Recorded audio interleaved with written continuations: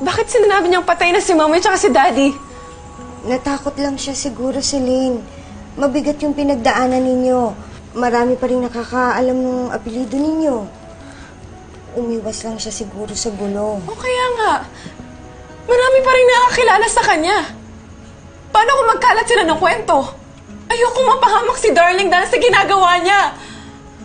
Maging positibo ka na lang, Celine. Isipin mo na lang na malaking tulong to sa pamilya niyo. Itong ginagawa ni Darling. Hindi porke para sa pamilya, ibig sabihin tama na. Tsaka kahit kailan, hindi tama ang pagsisinungaling. Hindi tama.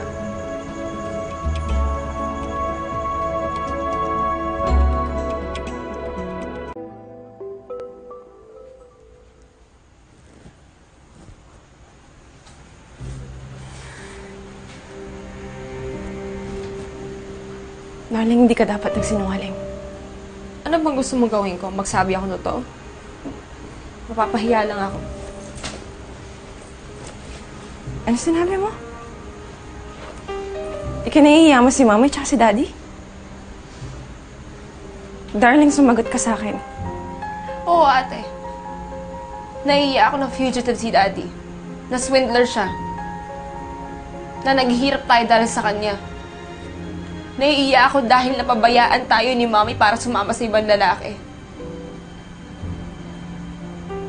Darling, nagsinungaling ka sa national TV. May mga nakakilala sa'yo. May mga nakakaalam na isa kang buwena. Anong gagawin mo kapag kumalat yon? Harapin ko na lang kapag nandiyan na. Pero sa ngayon, kailangan kong gawin to.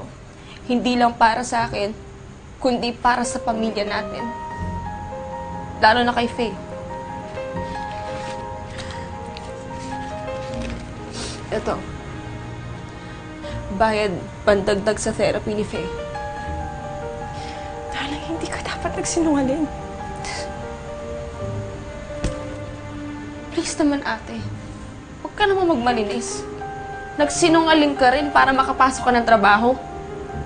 Lahat naman tayo eh. Napipilitang gumawa ng isang bagay na hindi naman natin gusto para sa pamilya natin. Lahat tayo nagsasakripisyo.